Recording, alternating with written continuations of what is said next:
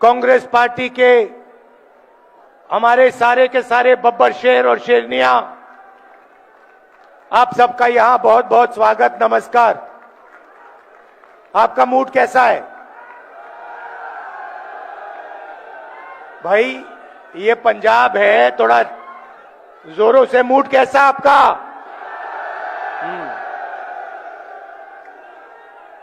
तो आज मैं आपको थोड़ा सा बताना चाहता हूं,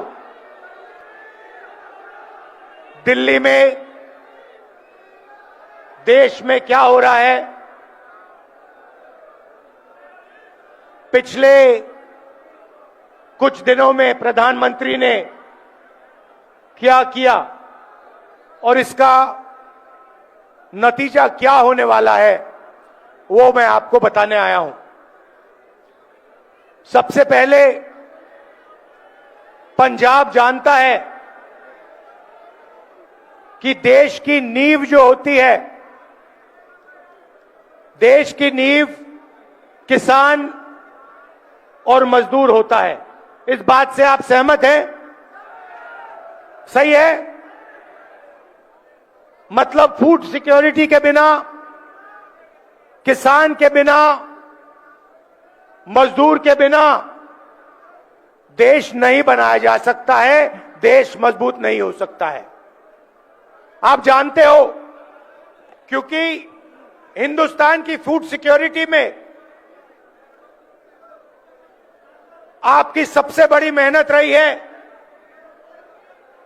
अगर हरी क्रांति हुई तो पंजाब के किसानों और मजदूरों की मेहनत से हुई थी। सही? आपने देखा होगा, कुछ दिन पहले पार्लियामेंट हाउस में प्रेसिडेंट एड्रेस हुआ। राष्ट्रपति भाषण देती हैं और फिर जो लीडर ऑपोजिशन होता है, उसका काम उस भाषण का जवाब देने का होता है। मैं लीडर ऑफ ऑपोजिशन हूं लोकसभा में, तो प्रेसिडेंट एड्रेस के बाद मेरा भाषण था। मैंने, भैया शांत हो जाए थोड़ा, मैंने भाषण शुरू किया और शुरुआत में ही मैंने एक सवाल पूछा। जनरल नारावाने जी हैं, उन्होंने एक किताब लिखी है। उस किताब में उन्होंने कहा कि चाइना के टैंक हिंदुस्तान के अंदर आ रहे थे। चीफ ऑफ आर्मी स्टाफ ने लिखा है। सेना के जो लोग हैं, आप अच्छी तरह सुनिए, एक्स सर्विसमैन जो हैं, आप अच्छी तरह सुनिए। नारावाने जी ने लिखा किताब में कि चाइना के टैंक हमारे देश के अंदर आ रहे थे। मैंने फोन लगाया रक्षा मंत्री को और उनसे पूछा, मेरे ऑर्डर क्या है? रक्षा मंत्री ने जवाब नहीं दिया। उसके बाद मैंने नेशनल सिक्योरिटी एडवाइजर को फोन लगाया। 8 बजे टैंक आए। तकरीबन 9 बजे मैंने नेशनल सिक्योरिटी एडवाइजर को फोन लगाया, उनसे पूछा मेरे ऑर्डर क्या हैं? कोई जवाब नहीं। उसके बाद जयशंकर फॉरेन मिनिस्टर को फोन लगाया, टैंक अंदर आ रहे हैं, मेरे ऑर्डर क्या हैं? कोई जवाब नहीं। फिर दूसरी बार नारावाने जी ने रक्षा मंत्री को फोन किया और उनसे कहा, देखिए मेरे सामने चाइना की सेना है, टैंक देश के अंदर आ रहे हैं, 2 घंटे से मैं सवाल पूछ रहा हूं, मेरा ऑर्डर क्या है? जवाब नहीं मिल रहा है। आप प्रधानमंत्री से पूछिए वो मेरा फोन उठा नहीं रहे हैं। उनसे पूछिए मुझे क्या करना है। रक्षा मंत्री ने फिर प्रधानमंत्री को फोन किया और रक्षा मंत्री ने प्रधानमंत्री से पूछा होगा कि नरवणे जी का फोन है, चाइना की सेना अंदर आ रही है, वो ऑर्डर चाहते हैं। भाई और बहनों, चाइना की सेना पर फायर करने का ऑर्डर सिर्फ हिंदुस्तान का प्रधानमंत्री दे सकता है, ना आर्मी चीफ ले सकता है, ना रक्षा मंत्री ले सकता है। तो नरवणे जी ने प्रधानमंत्री से पूछा कि भैया हमें ऑर्डर दीजिए, क्या मैं फायर कर सकता हूं, क्या मैं इनको रोक सकता हूं। 2 घंटे कुछ नहीं जवाब मिला। उसके बाद प्रधानमंत्री ने नरवणे जी से बात नहीं की। प्रधानमंत्री ने रक्षा मंत्री को कहा, ऑर्डर नहीं दिया, यह नहीं कहा कि क्या करना है। नरवणे जी को मैसेज मिलता है, जो आप उचित समझो वो करो। मतलब प्रधानमंत्री ने अपनी जिम्मेदारी पूरी नहीं की, नरवणे जी को छोड़ दिया। नरवणे जी अपने किताब में लिखते हैं कि मुझे लगा कि मैं अकेला खड़ा हूं, मुझे ना प्रधानमंत्री ने ऑर्डर दिया, ना रक्षा मंत्री ने ऑर्डर दिया, तो ये मैं भाषण दे रहा था, मेरा भाषण रोक दिया। 1 घंटा, 2 घंटे, 3 घंटे, 4 घंटे रोकते गए, डरे हुए थे। मगर डरे वो किसी और चीज से थे। डरे नरवणे जी वाले भाषण से नहीं थे, डरे वो एप्स्टीन और अदानी वाले भाषण से थे। भाई और बहनों, आपको एक बात समझनी है, 4 महीने के लिए यूएस और इंडिया की जो डील थी वो रुकी पड़ी हुई थी, वो आगे नहीं बढ़ रही थी। एक्सपर्ट से मैंने पूछा, महीनों से मैं पूछ रहा था कि ये डील फंसी क्यों है। जवाब मिलता था, ये डील इसलिए फंसी है क्योंकि अमेरिका हिंदुस्तान के एग्रीकल्चरल सेक्टर को खोलना चाहता है और हमारी सरकार एग्रीकल्चर सेक्टर को नहीं खोलना चाहती है। यह जवाब मिलता था। 4 महीने भाई और बहनों कुछ नहीं हुआ। जैसे ही मैंने भाषण शुरू किया, भाषण रोका, उसी शाम मेरा भाषण चल रहा था, रोक रहे थे मुझे, और हिंदुस्तान के प्रधानमंत्री का फोन जाता है। किसको जाता है? डोनाल्ड ट्रंप को जाता है। यह मैंने नहीं कहा, यह डोनाल्ड ट्रंप ने ट्वीट किया है कि हिंदुस्तान के प्रधानमंत्री ने मुझे कुछ मिनट पहले फोन किया है।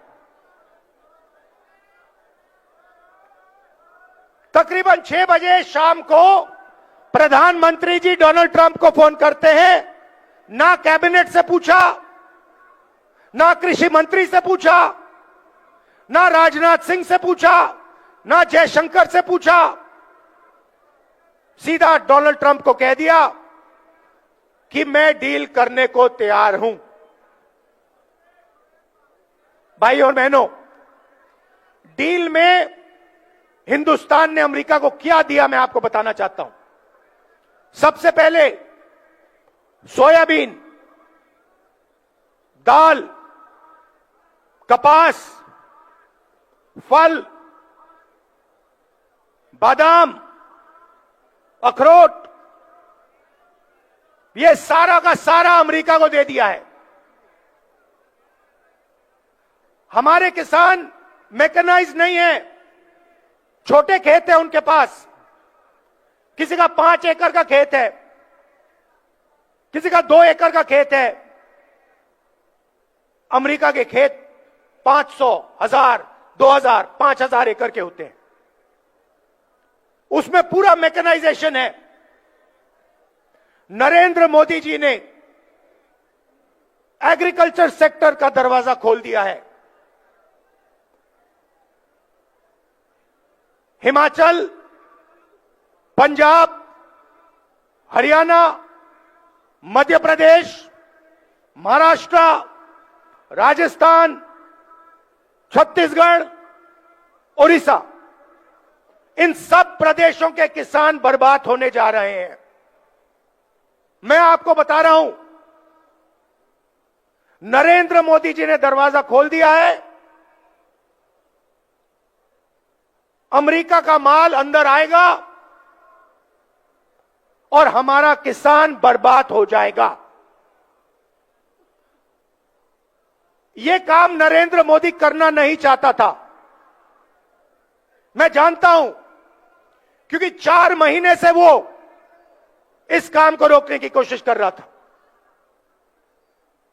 हमारे कनेक्शन है सरकार में, ब्यूरोक्रेट्स को हम जानते हैं। हम पूछते थे कि भैया बाकी सब ठीक है, कृषि का सेक्टर तो नहीं खोल रहे हो? वो कहते थे नहीं खोल रहे।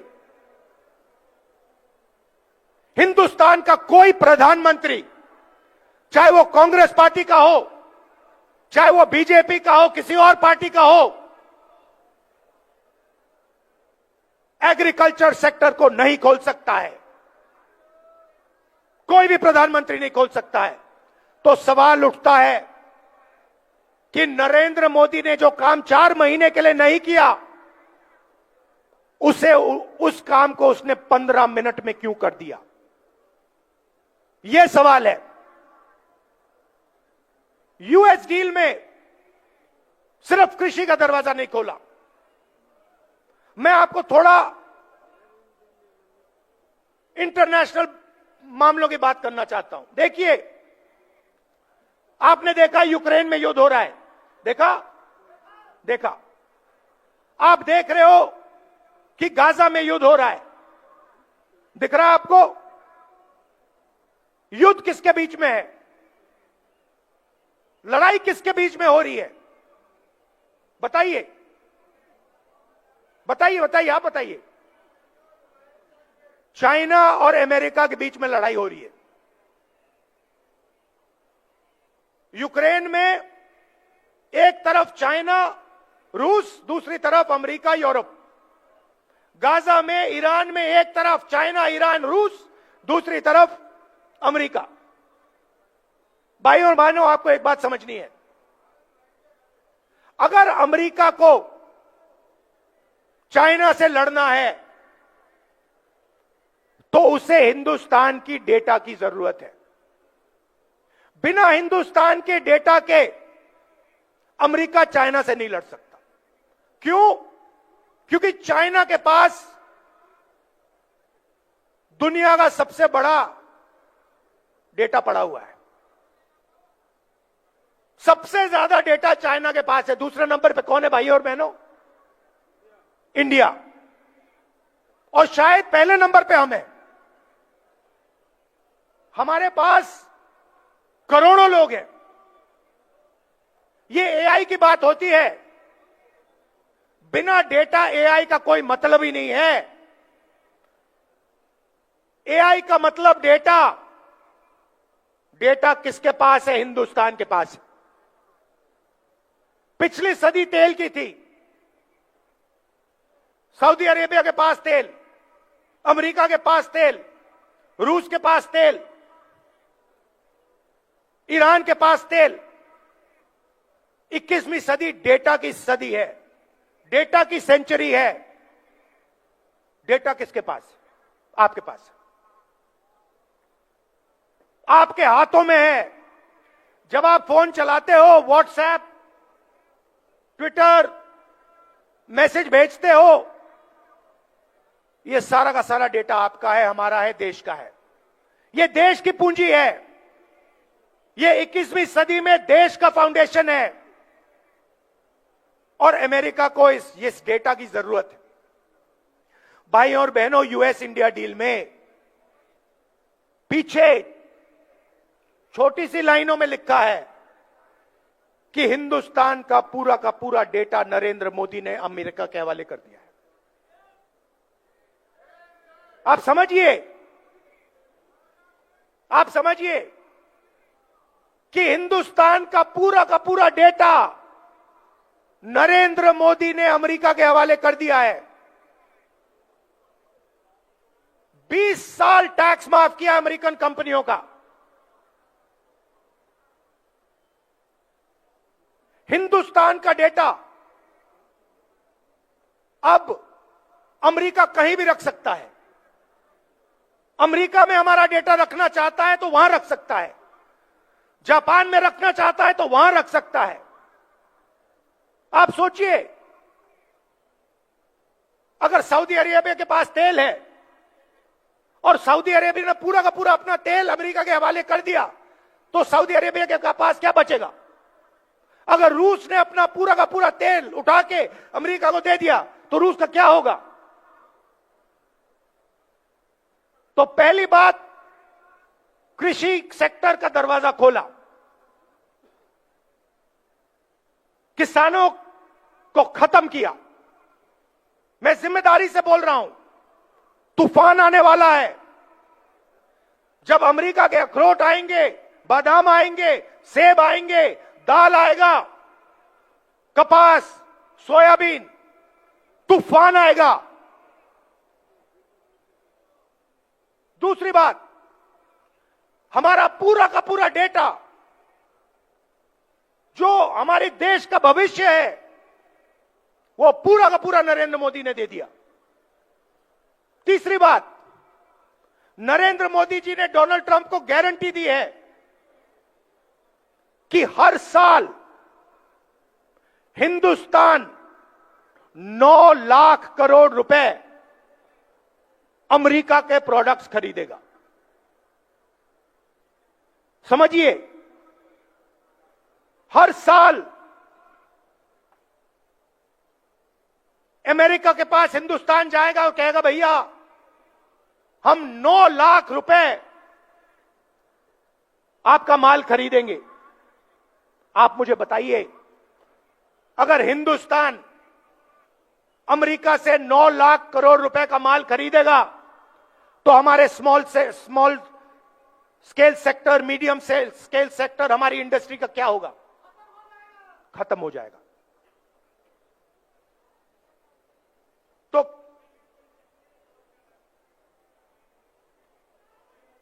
तो तीसरी बात, हमारी स्मॉल और मीडियम इंडस्ट्री जो पंजाब की नींव थी, देश का फाउंडेशन है, उसे उड़ा दिया। और चौथी बात, इससे आप और भी हैरान हो जाओगे कि नरेंद्र मोदी जी ने अमेरिका को कहा है कि जिससे आप तेल खरीदवाना चाहोगे उसी से हम तेल खरीदेंगे। ना हम रूस से तेल खरीदेंगे, ना हम ईरान से तेल खरीदेंगे। आप हमें बताओ, अगर आप बोलोगे वेनेजुएला से तो हम वेनेजुएला से खरीदेंगे, अगर आप बोलोगे अमेरिका से तो हम अमेरिका से खरीदेंगे, अगर आप बोलोगे सऊदी अरेबिया से तो हम सऊदी अरेबिया से भी खरीदेंगे। तो हिंदुस्तान की पूरी एनर्जी सिक्योरिटी उड़ा दी। भाइयों और बहनों, बात समझिए, हिंदुस्तान का कोई भी प्रधानमंत्री यह काम नहीं कर सकता है। मैं आपको लिख के कह रहा हूं, नरेंद्र मोदी भी यह काम नहीं कर सकता था। तो सवाल उठता है कि उस दिन क्या हुआ,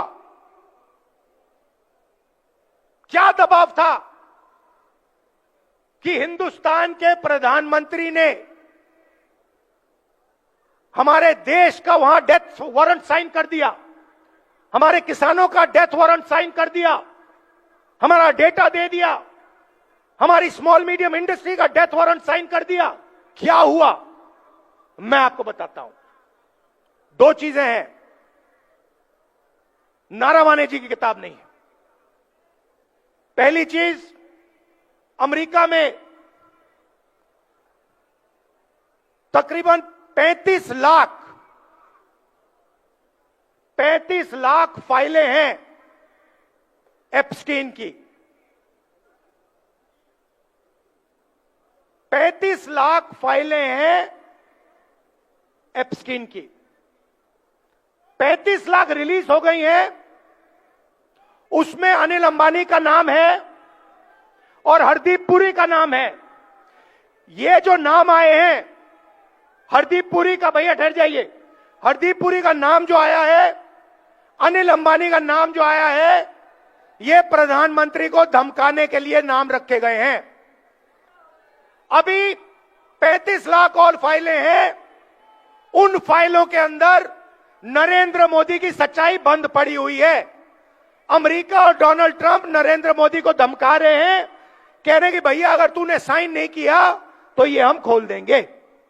ये है पहली धमकी। मतलब मैंने पार्लियामेंट में कहा था कि एक हाथ यहां है, दूसरा हाथ यहां है। एक हाथ मैंने आपको बताया एप्स्टीन की फाइल, दूसरा हाथ बताता हूं। बीजेपी ने पिछले 10-15 साल में अपना पूरा का पूरा फाइनेंशियल सिस्टम अदानी जी की कंपनी में डाल दिया है। समझिए, अदानी नॉर्मल कंपनी नहीं है, अदानी स्पेशल पर्पस व्हीकल है। किसकी? बीजेपी की। जो भी पैसा बनता है वो सारा का सारा अदानी के पास जाता है और फिर वो पैसा राजनीति में प्रयोग किया जाता है। हजारों शेल कंपनियां हैं। भाइयों और बहनों, अमेरिकनों ने अदानी जी पर क्रिमिनल केस लगा दिया है। पहला हाथ एप्स्टीन, दूसरा हाथ अदानी पर क्रिमिनल केस, और बीच में नरेंद्र मोदी का गला। पहला हाथ एप्स्टीन, दूसरा हाथ अदानी का केस, और बीच में नरेंद्र मोदी का गला। आप उनका चेहरा देखिए,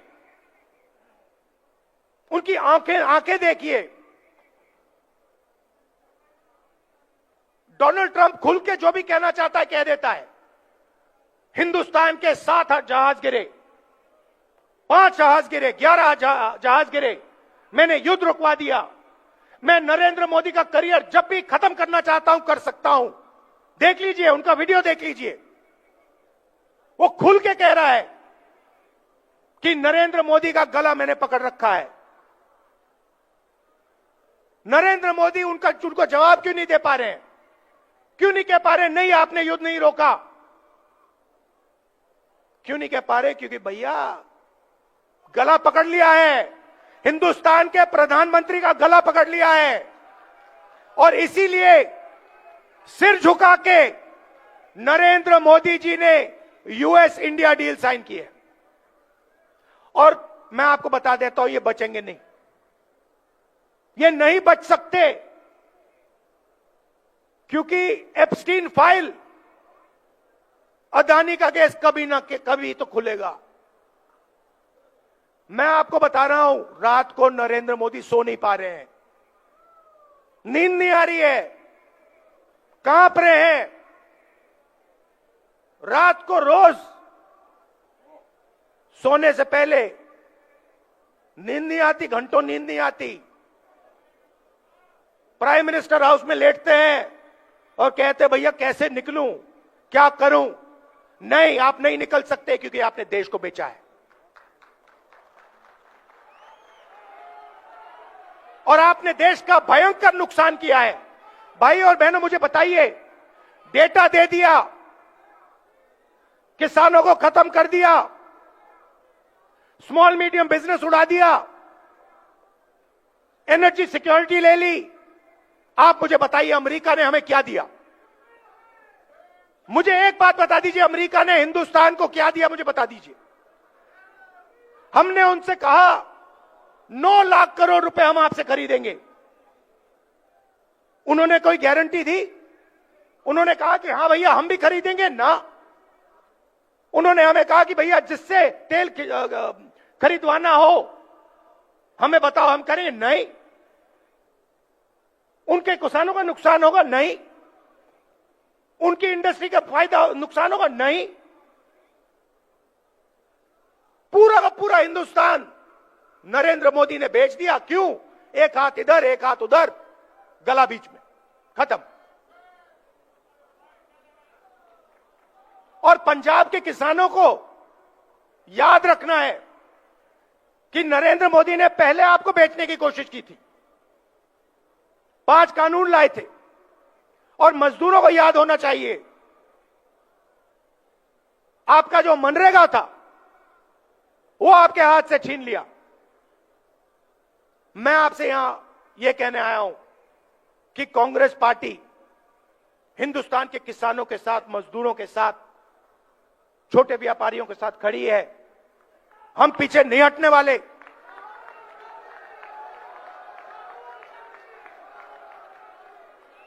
और आप देखना, आप देखना, अब मैंने जो बोला, अब आप देखना, नरेंद्र मोदी की जब भाषण देता है, उनकी आंखों में देखो, उनकी आंखों में देखो और अपने आप से पूछो, क्या ये व्यक्ति हमें सच बोल रहा है या झूठ बोल रहा है? आपके दिल में सही जवाब मिल जाएगा। भाइयों और बहनों,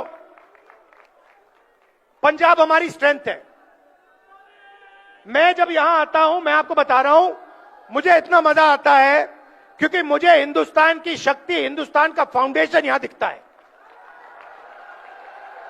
आप हमारे रक्षक हो, आप हमारी नींव हो, हमारे प्रोटेक्टर हो, और हम आपसे प्यार करते हैं।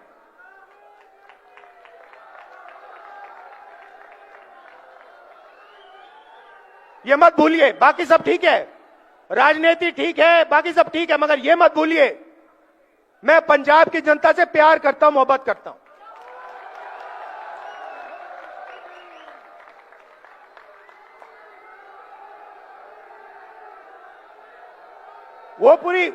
वो पूरी बात है। अगर शायद कभी मैं किताब लिखूं तो मैं आपको गहराई में बता दूंगा, मगर आपका भविष्य है, आपके किसानों का भविष्य है, युवाओं का भविष्य है, इसको उज्जवल बनाना है और पंजाब को सक्सेसफुल बनाना है। बाकी सब ये करना है हमें। अच्छा, आखिरी बात मैं कहना चाहता हूं, यहां पे मेरे दोस्त बैठे हुए हैं। देखिए, कांग्रेस पार्टी को भी मैं मैसेज देना चाहता हूं, काम टीम वर्क से होता है, काम टीम वर्क से होता है। एक प्लेयर गेम नहीं जीत सकता है। हमारे पास पूरी टीम बैठी है और मैं आपको मैसेज देना चाहता हूं सबको, खारगे जी के साइड से, मेरे साइड से, भैया टीम प्लेयर बनो, नहीं तो हम तुम्हें रिजर्व में बैठा देंगे। चाहे आप कितने भी बड़े हो, मैं बता रहा हूं, चाहे आप कितने भी बड़े हो, पार्टी से बड़ा कोई नहीं है। आप टीम प्लेयर बनो,